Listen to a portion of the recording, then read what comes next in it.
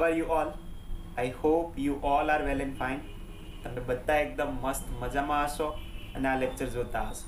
Fine, ચાલો તો start કરીએ છીએ આપણું આજનું કેમિસ્ટ્રીમાં આગળનું સેશન.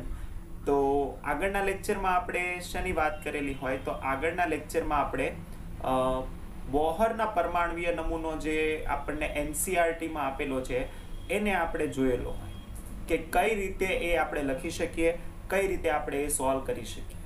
હવે સેમ એ બોહરના પરમાણ્વીય નમૂનાથી આપણે થોડુંક આગળ જોવાના છીએ.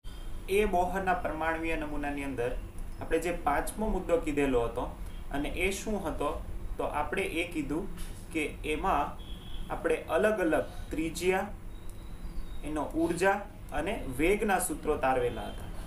રાઈટ, આપણે ગઈકાલે તો આ આપણે જોયેલું હતું કે જેની અંદર આપણે ત્રિજ્યા, વેગ અને કુલ ઉર્જા આના સૂત્રો આપણે ડાયરેક્ટલી જે છે એ લખેલા હતા.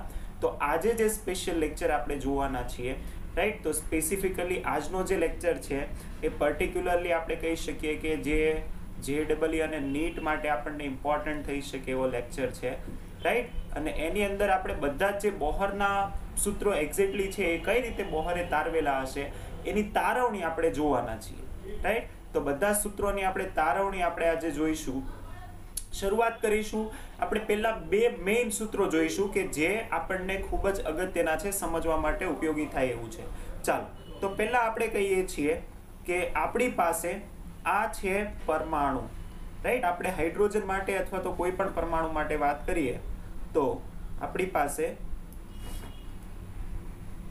આ છે કોઈ એક પરમાણુ. રાઈટ, અને આ એનું કેન્દ્ર છે અને એની આસપાસ એની બધી ત્રિજ્યાઓ જે આપણે કીધું હતું કે એની કક્ષાઓ એ હશે. રાઈટ, તો એ કઈ રીતે હોવી જોઈએ ચાલો તો એ દર્શાવીએ છીએ. એ હશે અહીંયા. રાઈટ, આપણે અત્યારે એક જ કક્ષા દર્શાવીએ છીએ કેમ કે આપણને જે છે તારવણી માટે એની જરૂર છે. ઓકે, ચાલો હવે આપણે કહીએ છીએ કે આ કેન્દ્રથી લઈને અહીંયા ઇલેક્ટ્રોન હોય તો આ જે અંતર છે આ અંતરને જ આપણે શું કહીએ છીએ? આ અંતરને જ આપણે કહીએ છીએ ત્રિજ્યા. રાઈટ, તો આ થશે આપણા માટે ત્રિજ્યા. આપણું જે પરમાણુ છે, રાઈટ, એમાં ઇલેક્ટ્રોન જે છે એ ઇલેક્ટ્રોન માટેની ત્રિજ્યા એટલે કઈ થશે તો કે આને થવી જોઈએ ત્રિજ્યા. તો આ થઈ ગયું R. ફાઇન, ચાલો હવે આપણે કહીએ છીએ આપણે કરી શું શકીએ તો આપણે બેલેન્સ કરવાના છીએ. પહેલું સૂત્ર તો કયું લઈશું તો જે આપણને ચોથા મુદ્દામાં બોહરે કીધું હતું એ. રાઈટ, એટલે ઇક્વેશન 1 આપણે જે આજના ડેરિવેશન માટે લઈશું એ ઇક્વેશન 1 કયું થાય તો ઇક્વેશન 1 કયું કીધું હતું તો એ તમને તારવણી ધ્યાનમાં જ હશે કે બોહરે એવું કીધું હતું કે જે પરમાણુ જે છે, રાઈટ, એ કોઈ પણ કક્ષામાં ના ઘૂમી શકે. ક્યાં ઘૂમી શકે તો એ એવી જ કક્ષાઓમાં ઘૂમી શકે કે જ્યાં એનું કોણીય વેગમાન કેટલું હોય તો કે h/2π ના પૂર્ણ ગુણાંકમાં હોય. h/2π ના પૂર્ણ ગુણાંકમાં હોય પછી આપણે કોણીય વેગમાન તારવેલું હોય અને એના પરથી આપણને ધ્યાનમાં આવે કે કોણીય વેગમાન mvr nh/2π. મેં ત્યારે પણ તમને કીધું હતું કે આ ઇક્વેશન ઇમ્પોર્ટન્ટ છે, આપણે યુઝ કરીશું. તો એ ઇક્વેશન યુઝ કરીને આજે આપણે આગળ તારવીશું. રાઈટ, ચાલો તો પહેલું ઇક્વેશન આપણા માટે જે થશે એ થશે mvr nh/2π. આ ઇક્વેશન 1 થશે આપણા માટે. રાઈટ, જે બોહરના પરમાણ્વીય નમૂના પરથી જ છે. બીજું ઇક્વેશન થશે એ થશે જે ઉર્જાનું છે એ. આપણે કહીએ કે અહીંયા જે બળ લાગે છે અથવા તો જે ઇલેક્ટ્રોન ગતિ કરે છે, ફરે છે, એ કોઈક બળના લીધે કરતું હશે. એ કયું બળ લાગે છે તો આપણે કહીએ છીએ કે કોઈ પણ, ધારો કે હું તમને કહું કે આપણે એક પથ્થરને દોરીના છેડે બાંધી અને દોરીને ફેરવીએ, રાઈટ, તો આપણને પથ્થરને છોડી દઈએ તો શું થાય તો એ જે દિશામાં ફરતો હોય એના સ્પર્શકની દિશામાં ગતિ કરે. રાઈટ, છોડી દેવામાં આવે તો આવું શા માટે થાય તો આપણે એને એવું કીધું હોય કે એ સેન્ટ્રીફ્યુગલ ફોર્સ લાગે. રાઈટ, કયું ફોર્સ હોય તો કે સેન્ટ્રીફ્યુગલ ફોર્સ. રાઈટ, કેન્દ્રગામી બળ અને કેન્દ્ર ત્યાગી બળ. તો એ જે પથ્થર ફરતો હોય એને આપણે કહીએ કેન્દ્ર ત્યાગી બળ. રાઈટ, તો કેન્દ્ર ત્યાગી બળ હોય. સેમ ઇલેક્ટ્રોન પ્રોટોન આ બધા ફરે છે એને કેન્દ્રગામી બળ હોય કેમ કે અંદરની તરફ એને આકર્ષણ હોય. રાઈટ, તો આને કેન્દ્રગામી બળ છે ને એ ફરે છે v વેગથી, તો એ કેન્દ્રગામી બળનું વેલ્યુ કેટલી હોય તો એ આપણે કહીશું ઇક્વેશન 2. Equation 2, right.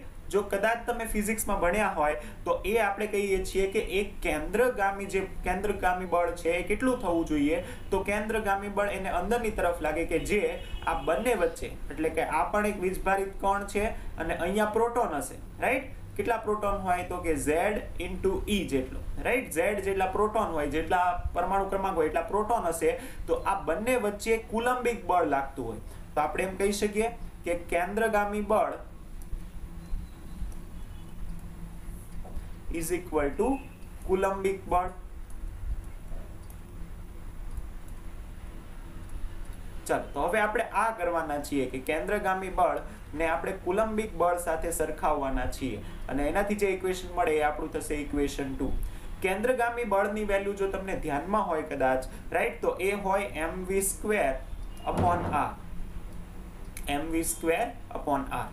અને કુલંબિક બળ તો તમને ધ્યાનમાં જશે, એ આપણે દર્શાવીએ કે q1 q2/r². કહી શકીએ, રાઈટ. તો આ થશે આપણું ઇક્વેશન 1, આ થશે આપણા માટે ઇક્વેશન 2, અને આ બંને ઇક્વેશન પરથી આપણે શું તારવવાના છીએ, આપણે બધા ઇક્વેશન જે છે એ તારવવાના છે. પહેલા ત્રિજ્યા, પછી ઉર્જા, પછી એનો વેગ, બધું તારવવાના છે. ફાઇન. ચાલો, તો આ આપણે કીધું ઇક્વેશન 1, ઇક્વેશન 2. ઇક્વેશન 1 અને 2 પરથી પહેલું જ આપણે શું તારવીએ છીએ, તો પહેલું આપણે કહીએ છીએ પરમાણુની ત્રિજ્યા. પરમાણુની ત્રિજ્યા. જો હવે આપણે જે છે ને એ તારવીશું, એ કોના માટે તારવીશું, હવે ખાલી આપણે હાઇડ્રોજન માટે નહીં તારવી, હવે આપણે બધા માટે તારવીશું ઓવરઓલ. એટલે કે હાઇડ્રોજન સિવાયના, એટલે કે Z પરમાણુ ક્રમાંક ધરાવતા પરમાણુ માટે. એટલે પરમાણુ ક્રમાંક અહીંયા આવશે Z, એટલે Z વાળા જે સૂત્રો આપણને મળ્યા હતા ને એ મળશે, તો આપણે Rn નું સૂત્ર તારવીએ. ફાઇન. ચાલો, કઈ રીતે મળે, તો આપણી પાસે તો બે ઇક્વેશન છે, રાઈટ. આ બે ઇક્વેશન આપણી પાસે છે, રાઈટ. તો આપણે Z આ ધરાવતા જે છે એનું સૂત્ર તારવું હોય તો કઈ રીતે મળશે, તો સિમ્પલ. આ તો ધ્યાનમાં આવે છે આપણને કે કોણીય વેગમાન = nh/2π, અને બીજું આ છે એમાં આ આપણને ધ્યાનમાં આવે છે કે m શું થાય, તો કે m એટલે ઇલેક્ટ્રોન માટે કાઢીએ છીએ તો ઇલેક્ટ્રોન માટે એનું દળ, v શું થાય તો એનો વેગ, અને r જે ત્રિજ્યા આપણે ફાઇન્ડ કરવી છે. પરંતુ કુલંબિક બળ જે છે એના વિશે થોડુંક આપણે આગળ કહીએ. k જે છે, k એ છે કોન્સ્ટન્ટ, રાઈટ. k ની વેલ્યુ જો ઘણી જગ્યાએ k ની વેલ્યુ છે ને એને 1/4πε0 લઈને પણ ગણવામાં આવે છે. 1/4πε0, રાઈટ. ε0 એ શૂન્યાવકાશની પરમિટિવિટી છે, રાઈટ. k એ કોન્સ્ટન્ટ છે જેની વેલ્યુ થાય 9 × 10⁹, રાઈટ. તો કોઈ પણ વેલ્યુ લઈને તમે ગણી શકો. આપણે અત્યારે k ની વેલ્યુ લઈને ગણશું, k રાખીને ગણશું, રાઈટ. તમે એપ્સાઇલન રાખીને પણ ગણી શકો, જે રીતે તમારે ગણવું. ફાઇન. ચાલો, તો કહીએ છીએ કે q1 અને q2. હવે q1 અને q2 શું થશે, તો આપણે અહીંયા કહીએ છીએ કે અહીંયા q1 એ છે ઇલેક્ટ્રોન, એટલે આ છે q1, અને અહીંયાનો જે કેન્દ્રની અંદર બધા પ્રોટોન રહેલા છે એ છે q2. ચાલો, ઇલેક્ટ્રોનનો વીજભાર તમને ખબર હોય, ધારો કે આપણે કહીએ છીએ કે ઇલેક્ટ્રોનનો વીજભાર છે E, રાઈટ. હવે બંનેનો વીજભાર તો સમાન જ હોય, રાઈટ. એના મૂલ્ય ખાલી અપોઝિટ હોય. બંનેનો વીજભાર સમાન હોય, પ્રોટોન અને ઇલેક્ટ્રોન બંનેનો વીજભાર તો સમાન જ હોય, એટલે આનો વીજભાર E હોય તો પ્રોટોનનો પણ વીજભાર હોય E. પણ કેટલા પ્રોટોન, ઇલેક્ટ્રોન એક જ છે. આ કક્ષામાં અહીંયા એક ઇલેક્ટ્રોન માટે જ આપણે વાત કરીએ છીએ. કેમ એક ઇલેક્ટ્રોન માટે, તો મેં તમને છેલ્લે એક સ્ટેટમેન્ટ લખાવેલું હોય કે બોહરનો પરમાણુય નમૂનો છે ને એ આપણે એક ઇલેક્ટ્રોન ધરાવતી સ્પીસીઝ માટે જ વ્યાખ્યાયિત કરીશું. એક ઇલેક્ટ્રોન ધરાવતી, રાઈટ. એક ઇલેક્ટ્રોન એટલે એક જ ઇલેક્ટ્રોન, એની મર્યાદા પણ છે. તો એક ઇલેક્ટ્રોન હોય ને ત્યારે જ આપણે બોહરના પરમાણુય નમૂનાની વાત કરી શકીએ. ચાલો, તો એક ઇલેક્ટ્રોન છે, અને અહીંયા પ્રોટોન તો એક ના હોય. પ્રોટોન તો કેટલા હશે, તો હાઇડ્રોજન હોય તો એક પ્રોટોન હોય, રાઈટ. પછી હિલિયમ હોય તો 2 પ્રોટોન હોય, લિથિયમ હોય તો 3 પ્રોટોન હોય. એનો મતલબ Z જેટલા પ્રોટોન હોય. તો એમ કહી શકાય અહીંયા ચાર્જ કેટલો હોય, તો કે Z × પ્રોટોન. પ્રોટોનનો ચાર્જ પણ E. તો આપણે એમ કહી શકીએ કે અહીંયા K × Q1 કેટલું છે E, અને Q2 કેટલું છે, તો કે ZE / r². તો આપણે એમ કહી શકીએ કે mv²/r² = k into E square Z upon R square આ થવું જોઈએ. ધ્યાનમાં આવશે ક્યાંથી કર્યું તો આપણે આના પરથી જ ધ્યાનમાં લીધું છે આ બધું જ. ઓકે, હવે આપણે આગળ કહીએ છીએ આના પરથી. હવે આ બે ઇક્વેશન છે, જો એક છે mv square upon r is equal two આ, અને એક ઇક્વેશન છે આ. આ બંને ઇક્વેશનમાં શું કરીએ કે જેનાથી આપણને r મળે. જો r તો છે પણ એક વધારાનો જે ચલ છે એ છે v. v જો આપણે લોપ કરી દઈએ તો થઈ જાય. એનો લોપ કઈ રીતે કરીશું તો કે સિમ્પલ ઇક્વેશન 2 ને સ્ક્વેર કરીને ઇક્વેશન 2 માંથી ડિવાઈડ કરી દઈએ. ચાલો તો આપણે કહીએ છીએ શું કરીશું તો કે ઇક્વેશન 1 નો વર્ગ કરી ઇક્વેશન 2 માં ભાગતા. તો કઈ રીતે થશે તો આપણે કહીએ છીએ ઇક્વેશન 2. ઇક્વેશન 2 શું છે તો આ છે equation 2. mv square upon r is equal to K Z E square upon R square. અને આખાને કોના વડે ભાગવાનું છે તો ઇક્વેશન 1 નો સ્ક્વેર કરીને. ઇક્વેશન 1 નો સ્ક્વેર કરું તો શું થાય m square v square r square is equal to n square h square upon 4 pi square. થઈ શકે? હા, રાઈટ. મેં કઈ નહીં કર્યું, mvr is equal to nh upon 2 પાઈ હતું, મેં બધાનો સ્ક્વેર કરી દીધો. ચાલો સાદુરૂપ આપીએ છીએ. સાદુરૂપ આપીએ તો કઈ રીતે થશે તો સાદુરૂપ આપીએ જેટલું કેન્સલ આઉટ થાય છે એટલું કેન્સલ આઉટ કરીએ. અહીંયા એક r કેન્સલ થશે, રાઈટ. ચલો આ m ઉપરથી કેન્સલ થશે, અહીંયાથી એક v કેન્સલ થશે, અહીંયાથી આખે ને આખું v સ્ક્વેર કેન્સલ થશે, રાઈટ. ચાલો તો કહીએ છીએ અહીંયાથી કેન્સલ થવા માટે કંઈ નથી તો રવા દઈએ એમનેમ. ઉપરથી બધું કેન્સલ આઉટ થઈ ગયું છે તો અહીંયા બચશે 1 અપોન કેટલું બચવું જોઈએ m r square, m r square, right. ચાલો અહીંયા સાદુરૂપ આપીએ છીએ. આ છેદનો છેદ જશે અંશમાં અને આ r આવશે નીચે. તો અહીંયા હતું શું તો કે k z e સ્ક્વેર હતું, 4 પાઈ સ્ક્વેર આવ્યું ના છેદમાં right. n square h square હતું, હાર આવશે નીચે તો આવશે r n square h square. Fine. Again આ કેન્સલ થાય છે, r અહીંયાથી r કેન્સલ. આપણે ખાલી r નું સૂત્ર જોઈએ છીએ તો r ને કરતા બનાવીએ તો જોજો, રાઈટ. આ r ને હું કરતા બનાવું છું, ધ્યાનથી જુઓ. તો આ રહ્યો r, એના બરાબર એમ લખી શકાય n square h square upon k z e square m 4 pi square. લખી શકાય? આ લખી શકાય, રાઈટ. તો આ થશે r ની વેલ્યુ. કેટલી થવી જોઈએ n square h square upon k z e square m 4 pi square. હવે જો આને હજી હું થોડાક સિમ્પલ ફોર્મમાં લખું છું, રાઈટ. જેટલા કોન્સ્ટન્ટ છે એને આગળ લઈ લઉં, વેરિયેબલને અલગ કરી દઉં છું. જેમ કે ઉપર n છે એ વેરિયેબલ છે એટલે n બદલાઈ શકે 1 2 3 4. h છે એ તો કોન્સ્ટન્ટ છે, રાઈટ. કોન્સ્ટન્ટ આપણે પ્લાન્ક કોન્સ્ટન્ટ કીધું હતું 6.626 × 10 - 34, રાઈટ. તો h કોન્સ્ટન્ટ છે તો h સ્ક્વેર બહાર આવી જશે, રાઈટ. ચાલો બીજું છેદમાં k કોન્સ્ટન્ટ છે તો આ રહ્યો k. z વેરિયેબલ છે, z એટલે પરમાણુ ક્રમાંક કોઈ પણ હોઈ શકે, એ વેરિયેબલ છે. પરંતુ e સ્ક્વેર, e એટલે તો ઇલેક્ટ્રોનનો વીજભાર 1.6 × 10 - 19 કોન્સ્ટન્ટ છે, રાઈટ. m એટલે કે ઇલેક્ટ્રોનનું દળ કોન્સ્ટન્ટ છે. 4 તો કોન્સ્ટન્ટ જ છે અને પાઈ તો કોન્સ્ટન્ટ જ છે. ઇન્ટુ શું વધશે n square divided by z, n square divided by z, right. ચાલો કદાચ ના દેખાતું હોય આપણે નેક્સ્ટ પેજ પર લખીએ. આ સૂત્ર આપણી પાસે rn નું સૂત્ર આવ્યું, આ સૂત્ર, રાઈટ. હવે આ જે સૂત્ર છે એમાં જેટલા કોન્સ્ટન્ટ છે એની આપણે વેલ્યુઝ મૂકી દઈએ. ચાલો શું આવ્યું છે તો એ સૂત્ર આપણે નેક્સ્ટ પેજ પર લખીએ. તો આપણે કહીએ છીએ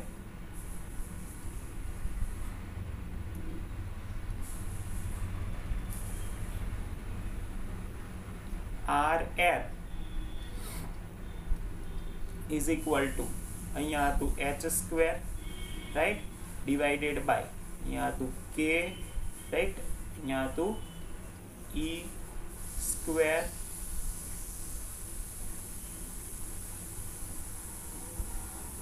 m4 pi square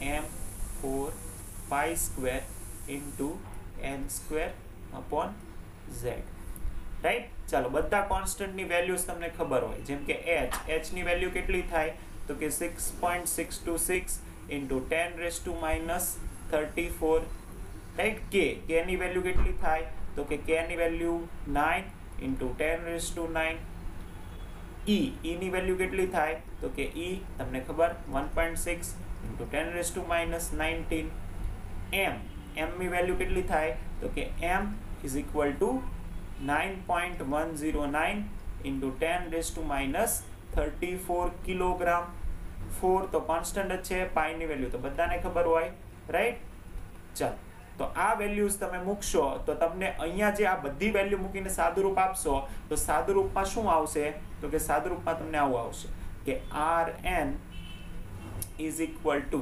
કેટલા આવશે તો આટલું સમથિંગ તમારે આવવું જોઈએ 5.29 into 10 raised to minus 10 right into n square divided by z તો rn કેટલું થશે તો rn થશે 0.529 n square divided by z angstrom n square divided by z angstrom ધ્યાનમાં આવશે રાઈટ તો આ થયું પ્રથમ સૂત્ર rn નું જે આપણે તાર્યું જેની વેલ્યુ આપણને આ મળી right rn is equal to હવે આ જે છે ને આપણે યાદ રાખીશું કે rn is equal to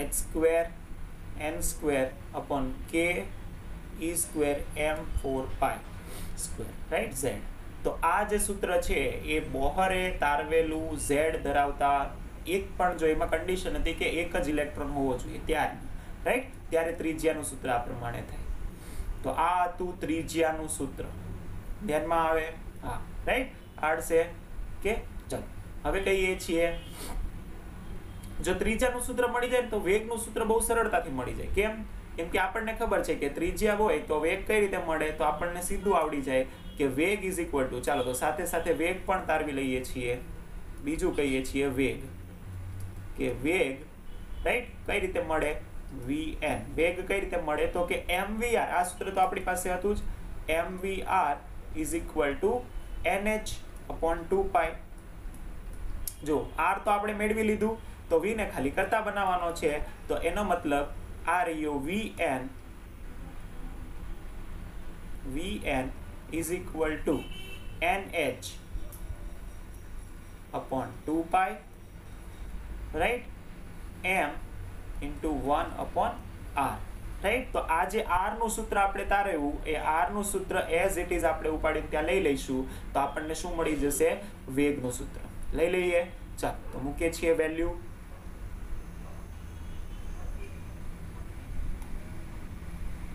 તો આ હતું vn is equal to nh upon 2 pi અહીંયા m into 1 upon એટલે અહીંયા આવશે n square અહીંયા આવશે h square રાઈટ નીચે આવશે k e square right 4 pi square right into mz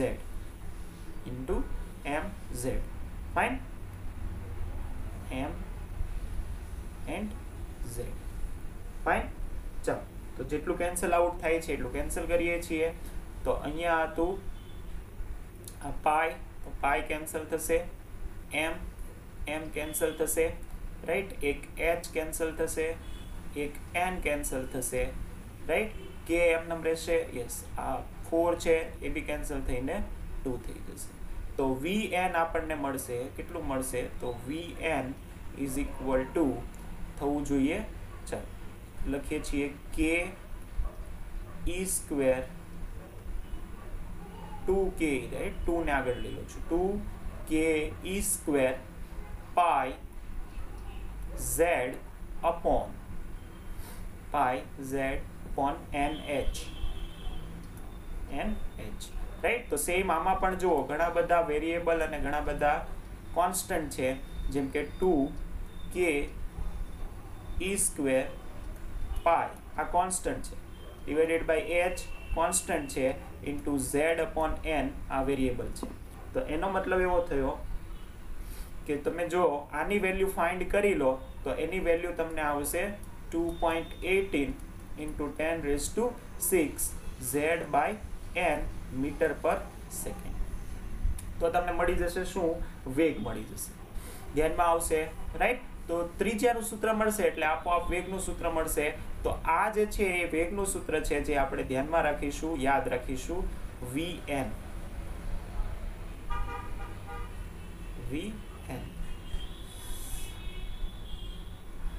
fine. તો આ આપણા માટે થયું vn, વેગનું સૂત્ર. હવે આપણે ફાઇન્ડ કરવાનું છે શું? ચાલો તો આપણે ફાઇન્ડ કરીશું નેક્સ્ટ કહીએ છીએ ઉર્જા. હવે ઉર્જાનું મેઇન જે આવે છે એ વાત કરીએ છીએ, થર્ડ, ઉર્જા. જો આપણે જે સૂત્ર લખેલું હતું ને એ ટોટલ ઉર્જાનું હતું, એટલે કે કુલ ઉર્જા. પણ એ કુલ ઉર્જા કોના બરાબર હોય? તો કે કુલ ઉર્જા હોય ઇઝ ઇક્વલ ટુ ગતિજ ઉર્જા પ્લસ સ્થિતિજ ઉર્જા, રાઈટ. હવે ગતિજ ઉર્જા કોના લીધે હોય? તો એની ગતિના લીધે. ગતિ કઈ છે? તો આપણે કહીએ ગતિ એની છે એના વેગના લીધે. વેગના લીધે જે ગતિજ ઉર્જા મળે એ આપણને મળશે, રાઈટ. એટલે આપણે કહીએ છીએ ઈ એન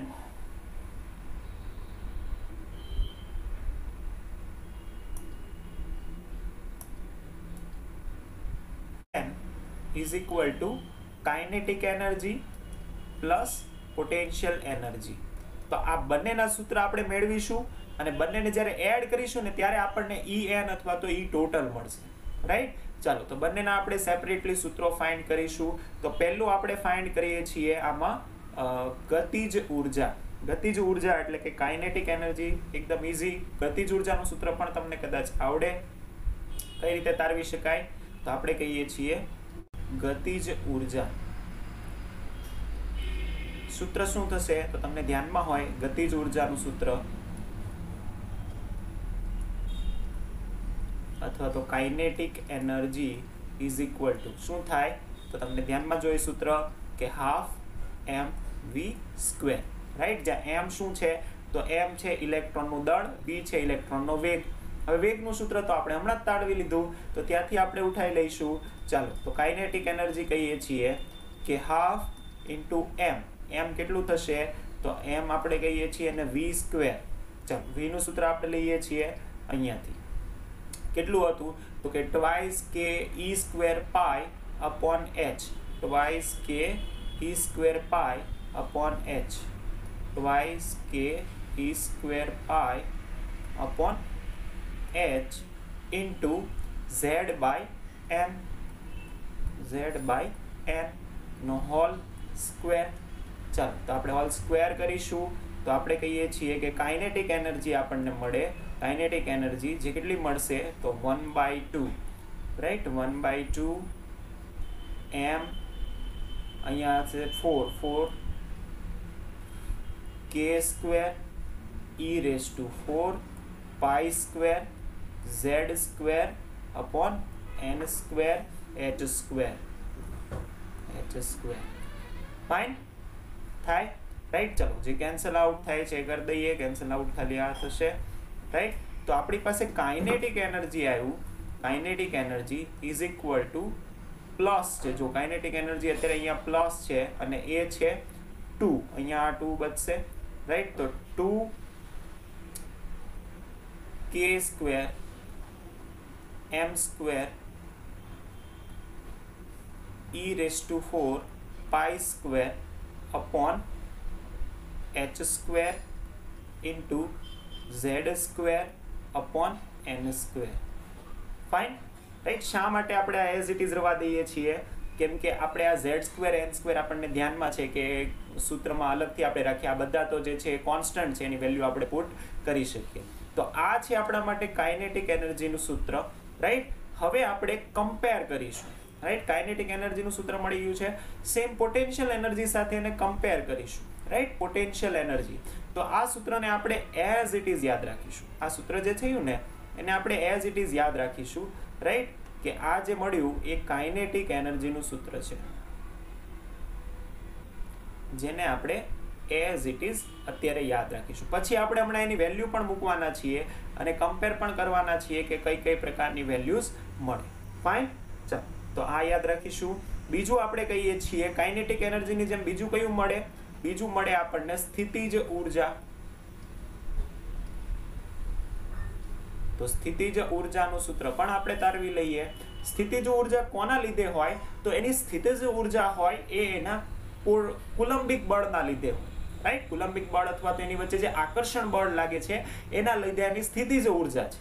હવે આકર્ષણ બળ તો કુલંબિક બળ છે, તો એ જ ઉર્જા હશે સ્થિતિજ પોટેન્શિયલ એનર્જી. તો પોટેન્શિયલ એનર્જી આપણે કહીએ છીએ કેટલી થશે? તો પોટેન્શિયલ એનર્જીનું સૂત્ર થશે કે Q1 Q2 upon R, right. કદાચ જો તમને ઉર્જા માટેનું સૂત્ર ધ્યાનમાં હોય તો એ થાય F into R, F cross R, right. તો આ F બળ હતું, રાઈટ. ક્રોસ R કરીએ તો R કેન્સલ થશે, તો અહીંયા આવશે કે Q1 Q2 by R, right. Same એનું એ પાછું આપણે કહીશું કે પોટેન્શિયલ એનર્જી. તો પોટેન્શિયલ એનર્જી કેટલી મળશે? તો આપણે કહીએ છીએ પોટેન્શિયલ એનર્જી, રાઈટ. પાછું બધું આપણે કહીએ છીએ. તો અહીંયા આપણે કહીએ છીએ કે આ કક્ષા છે, અહીંયા સેન્ટર છે, રાઈટ. અહીંયા ઇલેક્ટ્રોન છે, આ R છે, અહીંયા ઇલેક્ટ્રોન છે, અહીંયા પ્રોટોન છે. પ્રોટોન હોય ZE, આ હોય E, રાઈટ. પરંતુ જુઓ ત્યારે આપણે જે મૂક્યું હતું ને એ ફોર્સની વેલ્યુ હતી અને કેન્દ્રગામી બળ હતું, પણ અહીંયા આપણે ઉર્જાની વેલ્યુ મૂકીએ છીએ અને ત્યારે આપણે જે છે ઇલેક્ટ્રોન બંને વચ્ચેની સ્થિતિજ ઉર્જા કેલ્ક્યુલેટ કરીએ છીએ. એટલે અહીંયા આપણે આ જેનો ચાર્જ છે એ ચાર્જને કન્સિડર કરીશું. ચાર્જ એટલે કે નેગેટિવ અને પોઝિટિવ જે ચાર્જ છે એને કન્સિડર કરીને લઈશું. તો અહીંયા આપણે શું લખી શકીએ?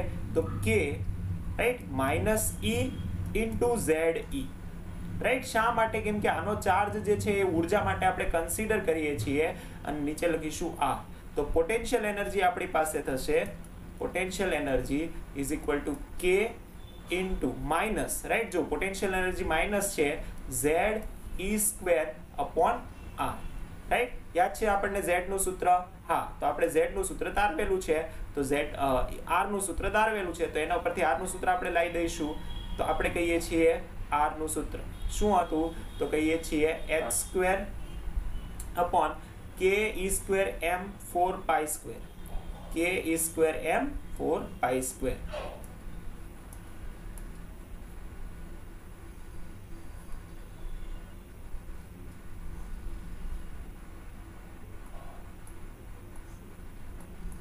K² m 4π², right. ઇન્ટુ તો આપણે કહીશું n² by Z, રાઈટ. આ હતું R નું સૂત્ર અને અહીંયા માઇનસ ઓફ KZE² તો એઝ ઇટ ઇઝ હજી છે જ, રાઈટ. ચાલો તો હવે આનું આપણે સાદુરૂપ આપીએ છીએ. સાદુરૂપ આપીશું તો શું થશે? તો આ જે છે એ ઉપર જતું રહેશે, તો આપણે કહીએ છીએ શું મળશે ફાઇનલ? તો જેટલું કેન્સલ થતું એ કેન્સલ કરીએ, જે થતું એ કરીએ, તો આપણને મળશે માઇનસ, રાઈટ. આ 4 છે એ 4 ને હું આગળ લઈ લઉં, 4, રાઈટ. આ થશે K², right. e⁴ K² e⁴. જો આ e² અહીંયા જશે, આ પણ e² છે, e⁴, રાઈટ. આ થશે Z², અહીંયા Z અને અહીંયા Z એટલે એ થઈ જશે Z², રાઈટ. બીજું આવશે e² m π² upon, રાઈટ. અહીંયા બચશે h² અને અહીંયા આવશે Z² upon m², રાઈટ. આ Z ઉપર જશે, અહીંયા Z છે. આ સાદુરૂપ તમે વ્યવસ્થિત રીતે કરશો તો તમને ધ્યાનમાં આવશે. ચાલો નવા પેજ પર વ્યવસ્થિત રીતે લખીએ તો આપણને ધ્યાનમાં આવશે. ઓકે, નવા પેજ પર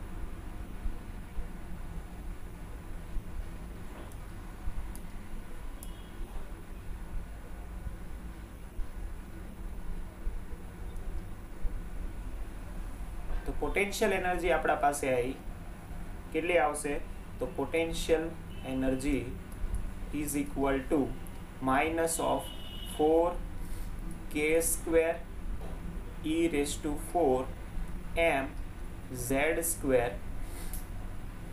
π² upon n² h². રાઈટ. ચાલો હવે આપણે જો આ છે પોટેન્શિયલ એનર્જી અને હું કાઇનેટિક એનર્જી અહીંયા બાજુમાં લખું છું.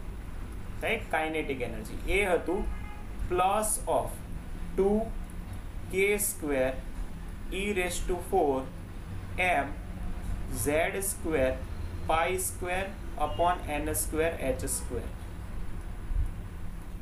રાઈટ. જો ચેક કરીએ છીએ બંને સેમ જ હશે. ચાલો ચેક કરીએ છીએ ક્યાં ગયું. આ આપણી પાસે છે પોટેન્શિયલ એનર્જી અને આ છે કાઇનેટિક એનર્જી. રાઈટ. તો આ કહીએ છીએ કાઇનેટિક એનર્જી. નહીં, કાઇનેટિક એનર્જીમાં અહીંયા m² નો. Right. k² m e⁴ π² upon n² h² છે. રાઈટ. તો આ થશે આપણા માટે શું તો સેમ આ આપણા માટે થઈ કાઇનેટિક એનર્જી અને જો વેલ્યુ સેમ જ છે. આગળ 2 છે ને અહીંયા આગળ -4 છે ને આટલો ડિફરન્સ છે, બાકી બધું સેમ છે. રાઈટ. તો એમ કહી શકીએ કે potential energy is equal to minus of twice time kinetic energy. કહી શકીએ આપણે આ રીતે? હા, કહી શકીએ. ચાલો હવે આપણી પાસે જે વેલ્યુ છે એ કોના માટેની છે તો આ બધી જ વેલ્યુ જે છે આપણે કહીશું કે પી ટોટલ ફાઇન્ડ કરવા આપણે માટે કરી હતી. તો આપણે બધી માથાકૂટ તો આના માટે કરી હતી કે ટોટલ એનર્જી કેટલું થાય તો total energy right En is equal two potential energy plus kinetic energy. આ બંનેનો સરવાળો થાય. ચાલો સરવાળો કરી દઈએ છીએ. તો સરવાળો કેટલો થશે તો આપણે કરીએ છીએ સરવાળો. તો En is equal to right. જો એમ કહી શકીએ potential energy is equal to minus twice kinetic energy.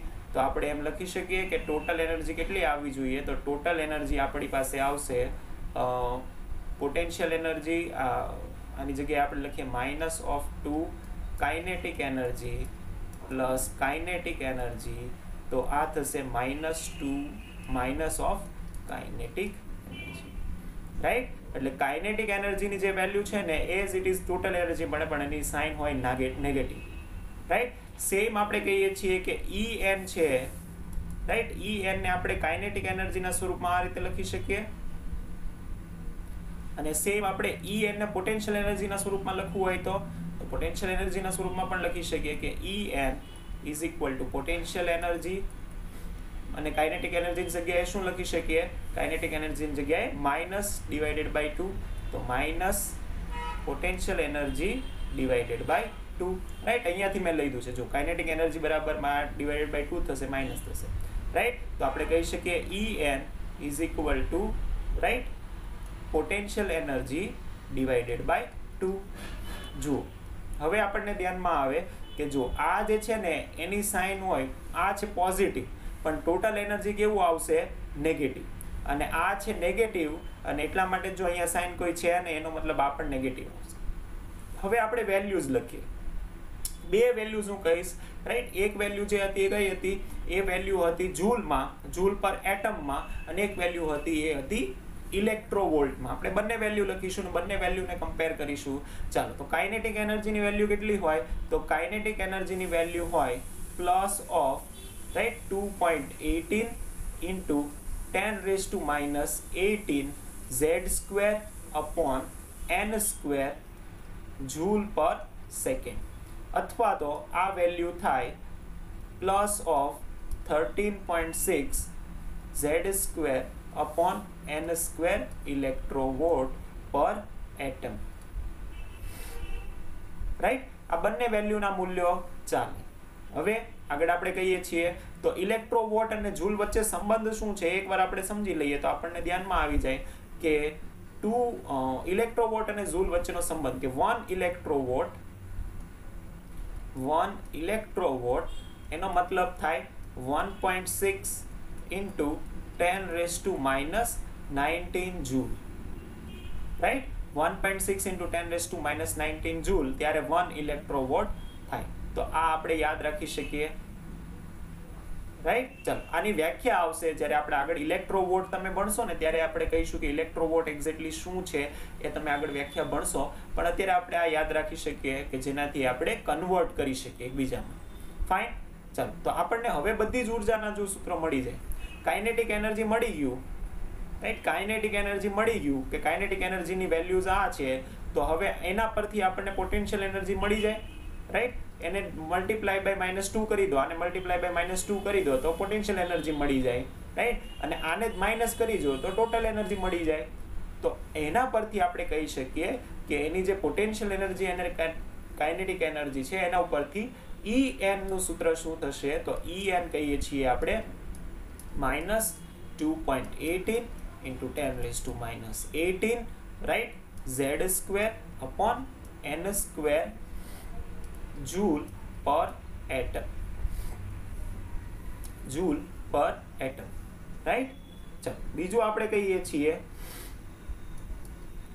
-13.6 ઇલેક્ટ્રોવોટ Z² upon n² ઇલેક્ટ્રોવોટ પર એટમ. ઇલેક્ટ્રોવોટ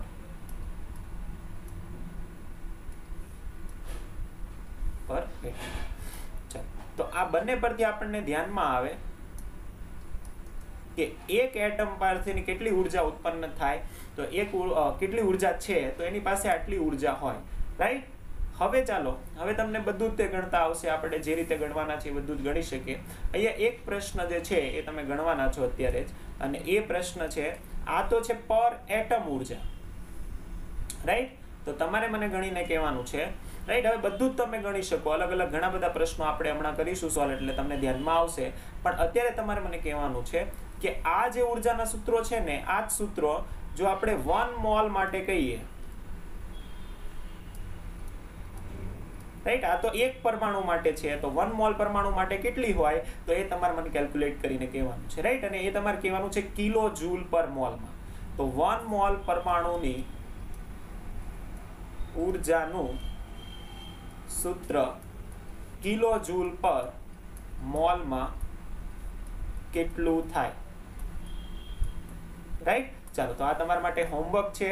મેં તમને સૂત્ર આપી દીધું છે કે એક એટમની ઉર્જા છે જૂલમાં આટલી થાય. તો તમારે શું કરવાનું છે તો 1 મોલ પરમાણુની ઉર્જા ગણવાનું છે. તો તમારે Z²/n² માં જે સૂત્ર આવે એમાં કિલો જૂલ પર મોલ પાછળ આવવું જોઈએ. રાઈટ. ગણી શકશો. રાઈટ. તો તમારા જાતે કરવાનું છે. ચાલો હવે આગળ આપણે બહુ બધા અલગ અલગ ધ્યાનમાં દાખલાઓ કરી શકીએ. બહુ બધા થઈ શકે. રાઈટ. અઢળક MCQs તમે જાતે પણ કરી શકશો. તો આપણે એકાદ બે કહીએ તો તમને ધ્યાનમાં આવશે. ચાલો તો આપણે કહીએ છીએ પહેલું આપણે કહીએ છીએ કે આપણે એવું કીધું કે હાઇડ્રોજન માટે અથવા તો કોઈ પણ પરમાણુ માટે આપણે ઉર્જા શોધી શકીએ. રાઈટ. ચાલો આપણને એવું કીધું હોય કે હાઇડ્રોજન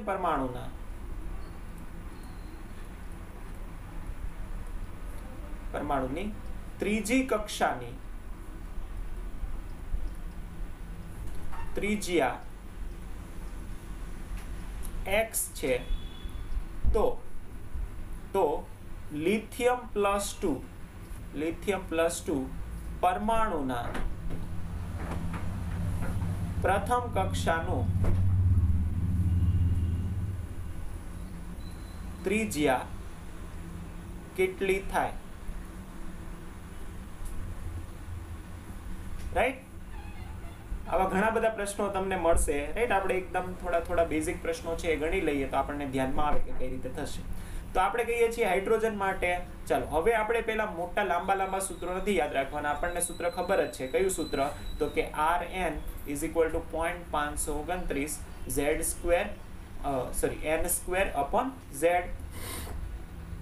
રાઈટ. એંગસ્ટ્રોમ. ચાલો આપણે કહીએ છીએ હાઇડ્રોજન માટે ત્રીજી કક્ષા. તો હાઇડ્રોજન માટે Z થશે 1, N થશે 3. તો આપણે કહીએ છીએ હાઇડ્રોજન માટે R3 નું મૂલ્ય મળે આપણને 0.529 into n² એટલે 9/1. ચાલો લિથિયમ +2 માટે આપણે કહીએ છીએ. લિથિયમ +2 માટે પણ સેમ આપણે સૂત્ર મૂકીએ. તો લિથિયમ માટે Z થશે 3 અને N થશે 1. તો એના માટે તો લિથિયમ +2 માટે કહીએ છીએ તો એના માટે R1 થશે 0.529 ગુણ્યા 1/3. ફાઇન. ચાલો તો આપણે કમ્પેર કરીએ છીએ. આપણે ફાઇન્ડ કરવાનું છે શું? તો આપણે ફાઇન્ડ કરવાનું છે x ના ટર્મમાં. આપણને MCQ આપેલા છે ને બધા x ના ટર્મમાં આપેલા છે, આવું કંઈ નહીં આપેલું. તો આપણે આ જે છે ને એ છે x, આ શું છે x. તો x બરાબર આટલું હોય તો આપણે કઈ રીતે કમ્પેર કરીએ? તો આપણે આ બંનેનો ગુણોત્તર લઈએ. તો ચાલો અહીંયા આપણે ગુણોત્તર લઈએ છીએ. સોરી, દેખાશે નહીં. R1 is equal to 0.529 divided by 3 ના છેદમાં x is equal to 0.529 divided by into 9. Fine. ચાલો તો આપણે તો R1 ફાઇન્ડ કરવાનું છે. તો R1 આપણી પાસે મળશે 0.529 કેન્સલ આઉટ. તો આ 9 થશે 3. તો આ થશે x ડિવાઇડેડ બાય 27. તો આપણો આન્સર આવશે x ડિવાઇડેડ બાય 27. ખબર પડશે, રાઈટ? તો આવા બહુ બધા સૂત્રો, આ સૂત્રો યુઝ કરીને બહુ બધા અલગ અલગ રીતે છે ને દાખલાઓ પૂછી શકે છે, રાઈટ?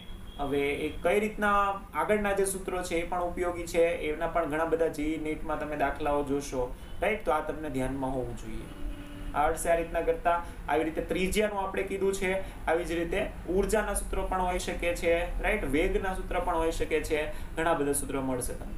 અને આ ખૂબ જ અગત્યનું છે, રાઈટ? તો હવે એક પ્રશ્ન એ થાય કે આપણે આટલા મોટા સૂત્ર બનાવ્યા, રાઈટ? કયા સૂત્ર? તો આપણે કહીએ છીએ કે આપણી પાસે તો જે સૂત્રો છે ને એટલા મોટા છે, k² e⁴ એની જરૂર શું આપણને, રાઈટ? આવો પ્રશ્ન થાય ને કે આટલા મોટા સૂત્રની આપણને જરૂર શું? ચાલો તો એ પણ આપણે જોઈ લઈએ કે એની જરૂર છે કે પછી ચાલે એના વિના. ચાલો એક ઉદાહરણ કરીએ એટલે આપણને ધ્યાનમાં આવશે, જરૂર હશે તો. ચાલો તો હું કહું છું, આપણને આપેલું છે કે લિથિયમ +2 પરમાણુના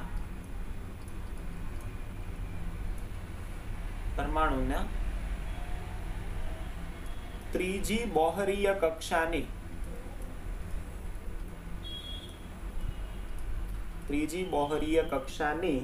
ત્રિજ્યા એ આપણને આપેલી છે અને એ આપણને કીધું છે કે એ છે r. ત્રિજ્યા r છે. તો હાઇડ્રોજન પરમાણુ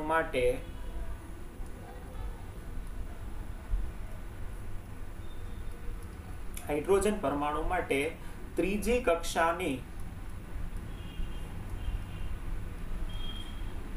ઊર્જા શોધો. હવે એ ઊર્જા તમને શોધવાનું જે કીધું હશે ને એ કયા ટર્મમાં કીધું હશે? r ના ટર્મ્સમાં શોધો એવું કીધું હશે. એટલે તમને 100% જો બંનેના સૂત્રો યાદ હશે ને તો જ તમે કરી શકશો, રાઈટ? અને જો જ્યારે આવો ફોડ ના પાડેલો હોય ને કે ખાલી ઊર્જા શોધો, ગતિજ ઊર્જા કે સ્થિતિજ ઊર્જા, તો તમારે સમજવાનું ટોટલ ઊર્જા, રાઈટ? તો અત્યારે હવે શું કરવું પડશે? અત્યારે તમે ખાલી જો ઓલા સૂત્ર મૂકશો ને તો નહીં થાય, રાઈટ? ખાલી સૂત્રોથી નહીં થાય. કેમ કે તમને જો ઓપ્શન જ એવા આપેલા હશે કે k² e²/r એવા બધા જ ઓપ્શન આપેલા હશે. તો અત્યારે તમારે શું કરવું પડે? તો ફરજિયાત તમને બંનેના સૂત્રો જો યાદ હોય, આની ત્રિજ્યાનું સૂત્ર અને આનું ઊર્જાનું સૂત્ર, તો જ તમે આ દાખલો સોલ્વ કરી શકો. એટલા માટે, અને એ સૂત્રો છે ને ગોખવાની જરૂર પણ નથી, રાઈટ? 1-2 મિનિટ થાય આપણને જો આવડતું હોય ને તો સોલ્વ કરતા ને એને તારવતા. તો એને કઈ રીતે તારવેલું છે ને એ જો આપણને ધ્યાનમાં આવી જાય તો આવડી જશે. ચાલો તો આ આપણે કરીએ છીએ અને આ દાખલા માટે તમારે 100% તમને આવડવું જ જોઈએ, તો જ તમને એ થશે, રાઈટ? ચાલો તો પહેલા આપણે કુલ ઊર્જાનું સૂત્ર લખીએ છીએ. તો કુલ ઊર્જા આપણે કીધું કેટલી થવી જોઈએ? તો માઇનસ ઓફ કાઇનેટિક એનર્જી એટલે એ થશે 2k² e⁴mz²π², રાઈટ? ચાલો તો 2k² e⁴mz²π².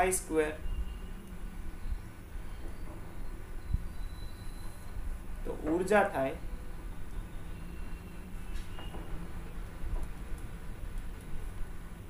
minus of 2k² e⁴mz²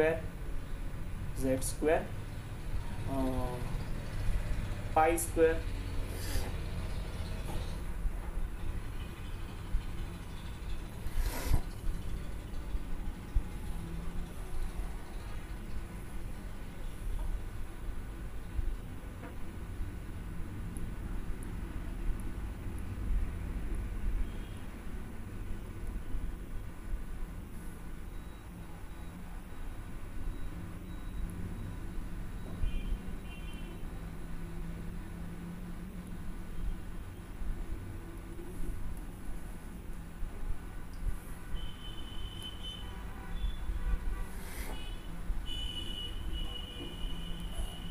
I square fine upon n square h square.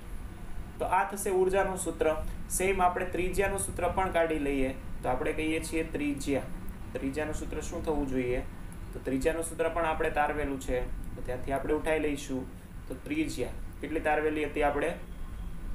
એ હતું આપણી પાસે n square h square upon k e square m 4 pi square z.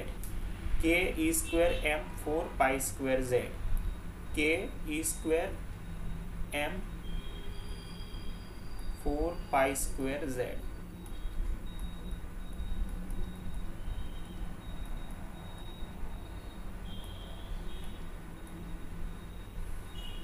તો કહીએ છીએ ઉર્જાનું સૂત્ર n square h square upon k e square m 4 pi square z. Right, આ સૂત્ર હતું. ચાલો, તો હવે આપણે શું કરવાનું છે? તો આપણે કમ્પેર કરીશું અને કમ્પેર કરીને આપણે બંનેને મૂકીશું. ચાલો, તો કહીએ છીએ આપણે En કોના માટે શોધવાનું છે? હાઇડ્રોજન પરમાણુ માટે ત્રીજી કક્ષા. તો En આપણે શોધીએ છીએ is equal to minus twice k square e raise to 4 m. Hydrogen માટે z થશે 1 pi square as it is upon n square. કઈ કક્ષા છે? ત્રીજી કક્ષા, તો એની થશે 9. Right, h square as it is. ચાલો, Rn શોધીએ છીએ. Rn કોના માટે થશે? લિથિયમ +2 માટે. એની ત્રીજી બહોરીય કક્ષા એટલે n ઇઝ ઇક્વલ ટુ 3. તો આ થશે 9, આ થશે h સ્ક્વેર, આ k as it is, e square as it is.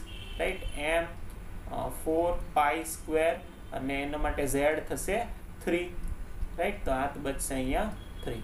ચાલો, તો આ આપણને આપેલું છે કેટલું છે? તો આ આપણને આપેલું છે r. રાઈટ, તો r અને આનો ગુણોત્તર આપણે લઈએ તો અહીંયા આપણે મૂકીએ r is equal to right 3h square divided by k e square m 4 pi square. ચાલો, આ બંનેનો ગુણોત્તર લઈએ તો r ના સ્વરૂપમાં આપણને en મળે. જેટલું કેન્સલ થતું હોય એટલું કેન્સલ આઉટ કરો, બાકીનું ચેક કરો તો આપણને en મળશે. રાઈટ, એ આપણને r ના સ્વરૂપમાં અહીંયા મળવું જોઈએ. ફાઇન, તો આ રીતના જે ક્વેશ્ચન આવશે ને, આ રીતના ક્વેશ્ચન એમાં તમને ફરજિયાતપણે ખબર હોવી જોઈએ બંનેના સૂત્ર, તો તમે સોલ્વ કરી શકશો. રાઈટ, તો એટલા માટે આ સૂત્રો આપણને ધ્યાનમાં હોવા જોઈએ. તો સોલ્વ કરો, તમને અહીંયા વેલ્યુ કંઈક મળશે. રાઈટ, કે સ્ક્વેર જે વેલ્યુ મળે, કે ક્યુબ ઈ જે પણ મળે.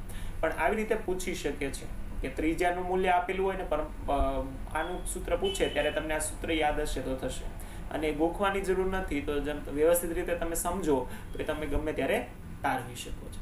ફાઇન, તો આવી રીતના સૂત્રો આવી શકે છે. તો આ જે છે એ બોહરે તારવેલા સૂત્રો હતા કે જે ખૂબ જ અગત્યના છે, જે નીટ માટે પણ અને સમજવા માટે પણ. અને આના પરથી જ આપણે શું કરી શકીએ? આના પરથી જ આપણે જે આગળનું આપણે કીધું હતું કે મેઇન જે આપણે સમજવાનું છે એ છે હાઇડ્રોજન પરમાણુ માટે એનો રેખા વર્ણપટ. હવે રેખા વર્ણપટ તમે જોયેલો છે. હવે એની સમજૂતી આપણે નેક્સ્ટ લેક્ચરમાં જોઈશું આ બોહરીય પરમાણુય નમૂના પરથી. તો પાછો એનો વર્ણપટ પાછો ફરીથી જોવાના છીએ. રાઈટ, તો આ લેક્ચરમાં આપણે અહીંયા સુધી રાખીએ છીએ. નેક્સ્ટ લેક્ચરમાં આપણે એનો વર્ણપટ જોઈશું અને કઈ રીતે એ કરી શકાય. રાઈટ, તો ત્યાં સુધી stay safe, take care. Thank you so much.